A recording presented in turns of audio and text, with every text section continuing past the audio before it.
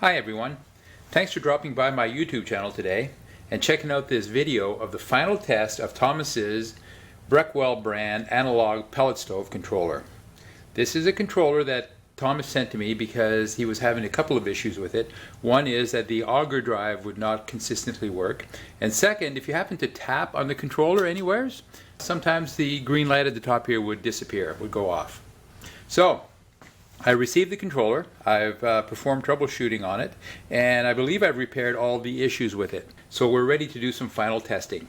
I do right now have the controller connected to my tester, and my tester is made up of a few lights. I have one light that simulates the combustion fan, one light that simulates the auger, and one light that simulates the room or convection room fan. The other things I have is my meter is connected in series with a brand new Breckwell auger motor. It will indicate to us the current being drawn by the motor, which I've noted as 0.6 amps, when the auger is asking for it to drive. Let's go ahead and turn on the controller and we'll see a couple of the lights come on. So we see that the combustion fan and the room fan come on. So a couple of tests we can do here before we go into automatic mode is we can check the high fan switch. If I check the high fan, we'll notice that the light intensity of the combustion fan will go brighter. Notice that's happening there. And we can also check the low B, C, D, E max switch position. So let me rotate through those and we'll see the intensity again of the combustion fan go brighter and dimmer as I turn it down. I will note that positions D, E, and max do not change the intensity of the lamp. They cause the lamp to stay at the same intensity. But if I go down to C, B, and low, we notice that the intensity drops. The positions D, E, and max will come into play later when we're in automatic mode. The last thing that we can check in manual mode is the manual feed for the auger. So when I press the momentary switch, manual feed, we'll see that the green light, the yellow light that indicates the auger motor will come on, and at the same time we'll see the auger motor spin here. So let me go ahead and do that. So I pressed manual feed, we see the auger simulator light go on, and at the same time we can see that the auger motor is spinning. If you look at the meter to the right side, we can see that it is showing 0.6 amps AC. So the controller is sending about 120 volts AC to the motor, and 0.58 amps are flowing through the motor. Alright, so that's all the manual settings. That's all working correctly. Let's go ahead and go through the automatic settings. Press the auger button.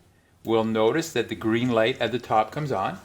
I'm able to confidently tap on the controller and it is not going off. So that repair is complete.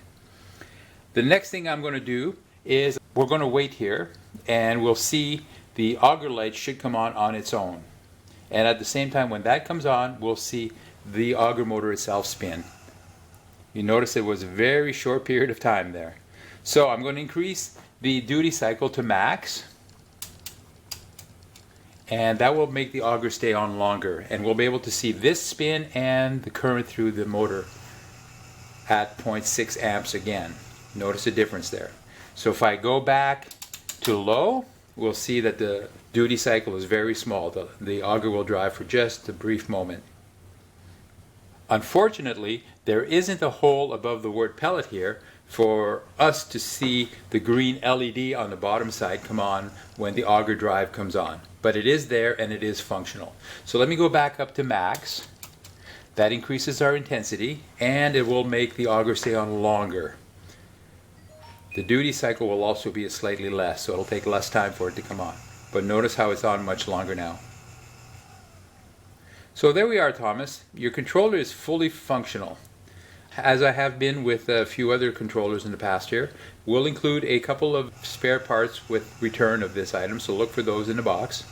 When you get your controller, I'll gladly work with you to make sure that you have no problems installing it and that it works correctly in your stove. And for all you viewers out there, if you have a pellet stove controller of your own, like this one or a different model, please feel free to contact me if you have questions or you need it repaired. My contact information will be found in the link in the video description of this video or of most of my other pellet stove repair videos. I do hope that if you found this video to be helpful, that you'll take a few seconds to give it a thumbs up, and I also hope that you will subscribe to my channel. I'd appreciate that very much. Thanks everyone. Bye-bye.